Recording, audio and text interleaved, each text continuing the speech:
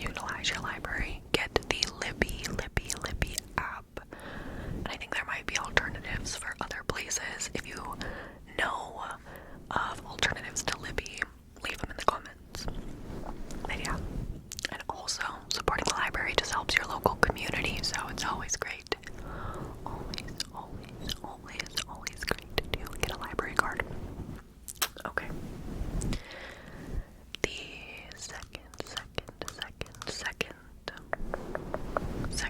tip that I have, speaking of all the different formats, physical, audio, ebook, my second tip is to try different formats. So, if you've never listened to an audiobook, give it a shot. Try reading on your phone or on a Kindle. Try reading an ebook, you know. Even if something like get a hardcover instead of a paperback, like try different formats. But specifically, audiobooks have changed my life as a reader. They have completely changed the game.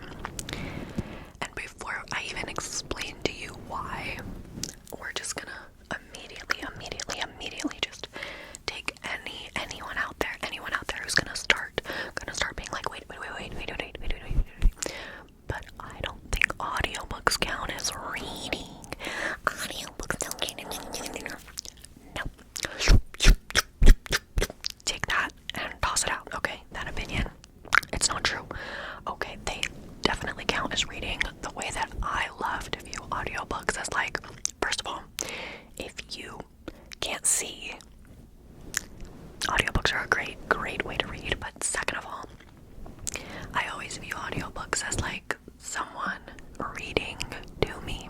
Like, if you have a friend or a teacher or a parent read you a book, would you then go, oh, but I technically didn't read Harry Potter, you know, like my mom just read it to me as a kid?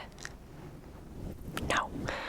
If someone reads you a book, it still counts that you read the book, you know what I mean? So think of audiobooks as just someone reading the book to you. It's actually quite nice. It's quite comforting, depending on the audiobook, but yeah. I love listening to audiobooks on long drives, commuting to and from, like if you drive to work, on train rides, planes, traveling, when I'm working out at the gym, and when I'm doing chores, mostly like when I'm doing laundry, when I'm doing the dishes, when I'm cleaning. I love to just pop in a little audiobook. So it just makes reading, like you can read more because you can read while doing other things, you know? You can listen to someone read you a book, and it just opens up this new world, this new amazing world of multitasking while you read, which is great.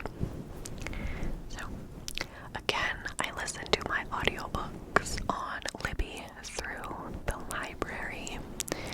I also love Audible. I am an Audible subscriber. They have like a collection of different audiobooks, and then each month you get 1 credit that you can select any book you want as well. So I do have Audible, and then I also subscribe to Everand.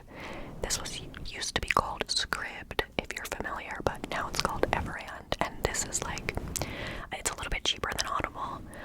You don't get credits, but you just get like their entire library of ebooks and audiobooks, and they have so many popular books on here, like tons. So, oh, and then lastly is librofm. Librofm is a great one. If you are a content creator, you can get free audiobook arcs through librofm. So I get my arcs through there. But yeah, those are the apps that I use for audiobooks. Now, the other format I want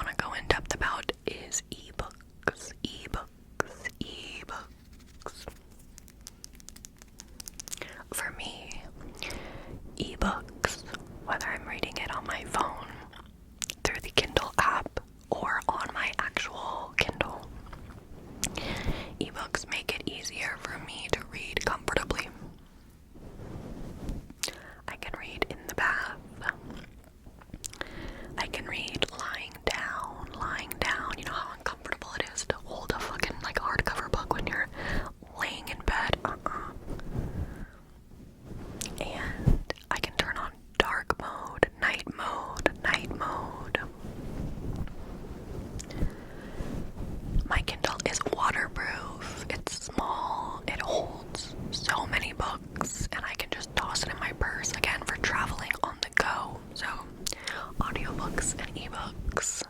I would never, never, never be able to read as much as I do without them.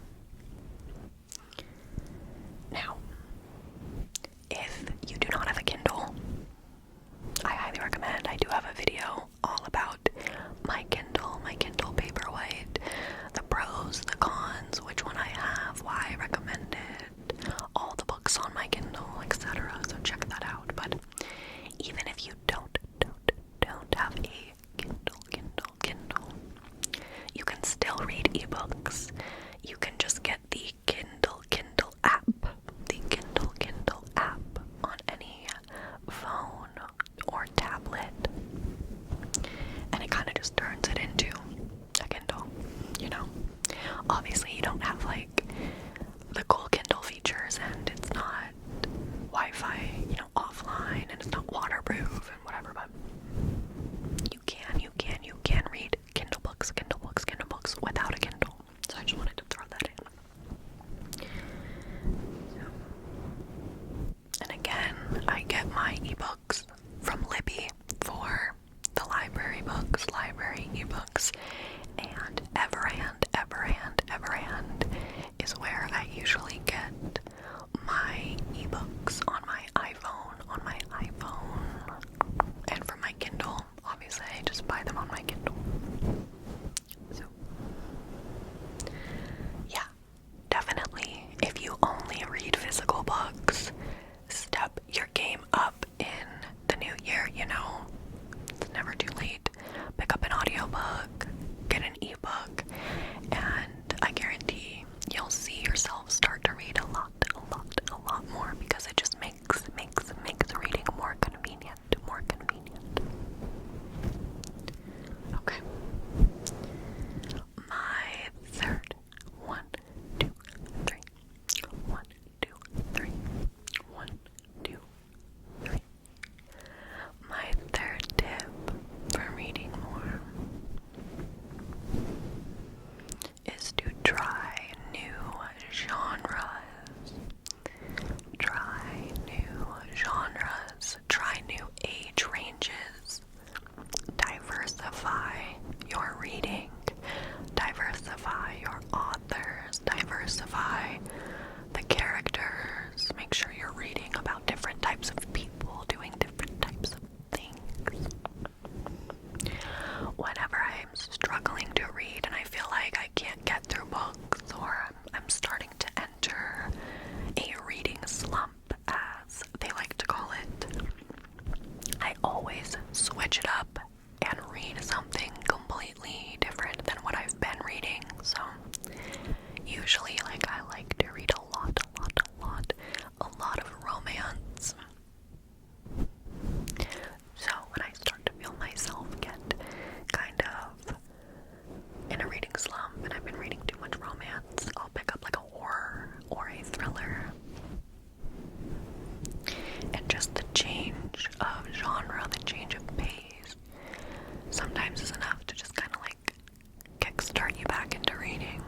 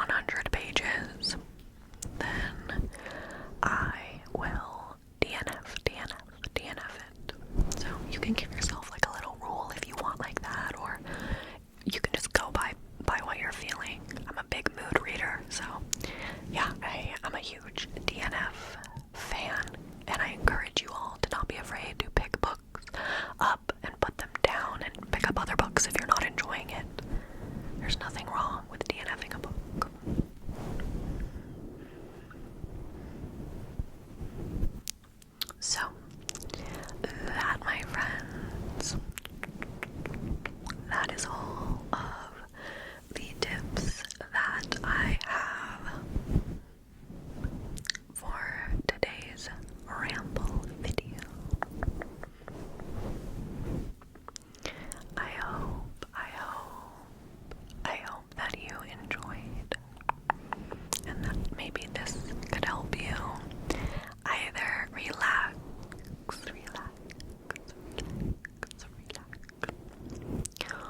or find some new tips to help you read more.